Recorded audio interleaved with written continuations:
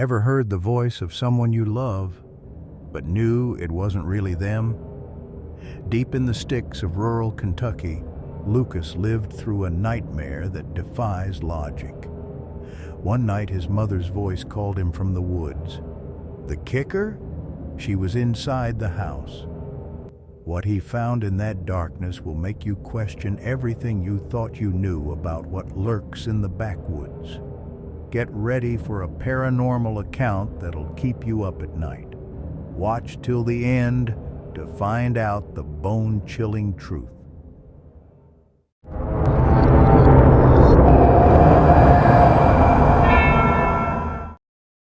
It was a moonless night in Pine Hollow, way out in Kentucky. The air was thick, like the silence itself was weighing you down. Me, Lucas, 19. I lived with my mom in a simple house, surrounded by a dense forest that seemed to swallow the light. The only sound was the distant croaking of frogs, until something changed. My mom was in the kitchen, humming to herself while washing dishes. The radio was crackling out some old country tune, and the smell of coffee hung in the air. I was in my room, messing with my phone, when I heard it. A call. Low, almost a whisper, coming from the window. Lucas. It was her voice, my mom's. But something was off. The tone was hollow, like someone trying to mimic the warmth of her voice, but not knowing how. I glanced at the kitchen.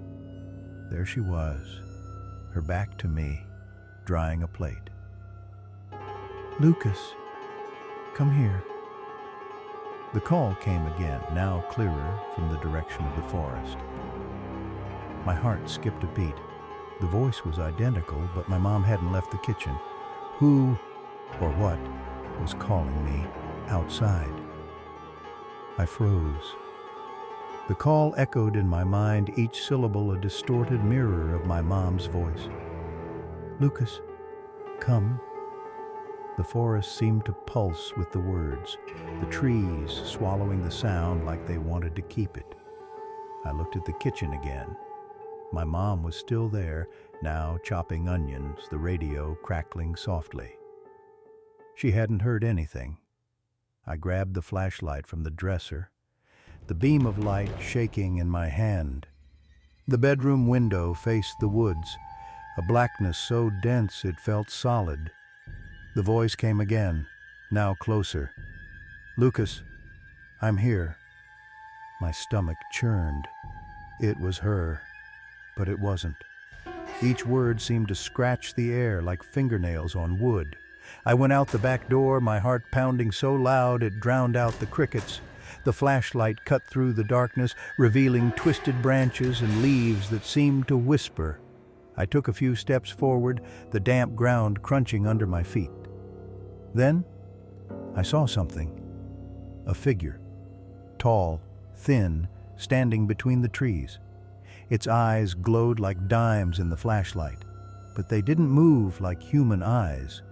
They blinked wrong, out of rhythm. Lucas, the voice came from the figure, but its mouth didn't move. My mom never called me that. So cold, so empty. I took a step back, panic rising in my throat. Then I heard a crack behind me like bones breaking. I swung the flashlight around. Nothing, but the air smelled different now. A stench of rotting meat mixed with wet earth.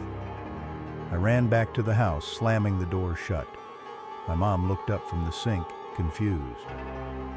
You okay, hun? Before I could answer, the voice came again, now from outside the kitchen window. Lucas, why did you run? My mom frowned. She hadn't heard it. But I knew. That thing was still out there, waiting. The air inside the house felt suffocating, as if the darkness of the forest itself had crawled inside. My mom, oblivious, went back to washing the dishes, but I couldn't take my eyes off the window. The voice returned, now a raspy whisper. almost inside my ear. "Lucas, open the door." My body trembled, the flashlight slipping from my sweaty hands. I looked through the kitchen window. There it was. The figure, closer now, standing in the yard. The flashlight revealed something worse than glowing eyes. The skin was gray, stretched over twisted bones, like it didn't belong to that body. The head tilted slowly, and the mouth opened, mimicking a human smile. But the teeth were sharp, uneven, like an animal's.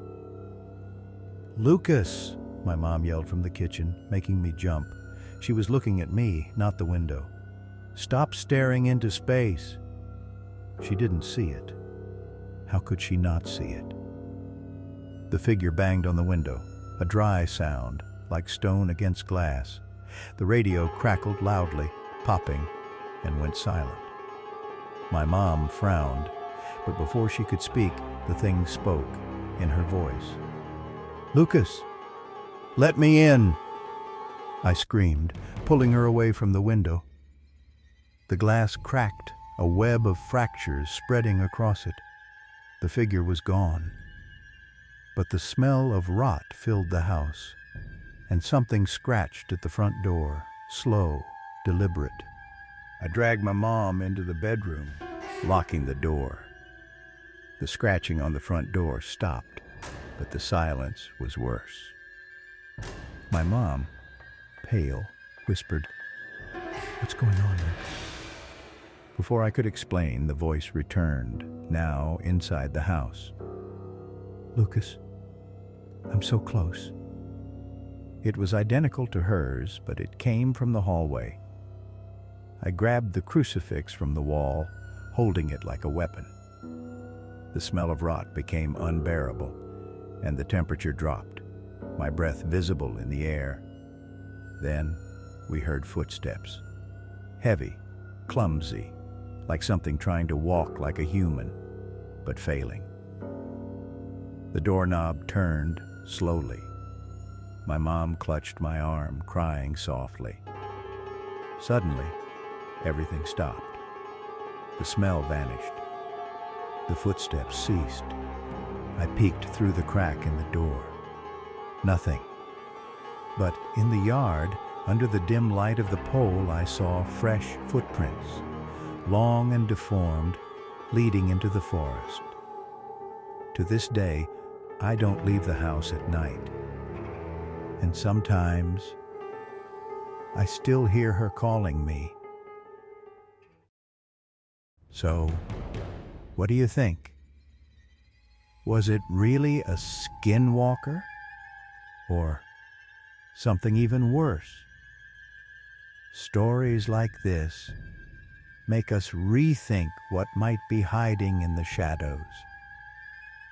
If you've ever heard a strange call or know a creepy legend, leave your story in the comments.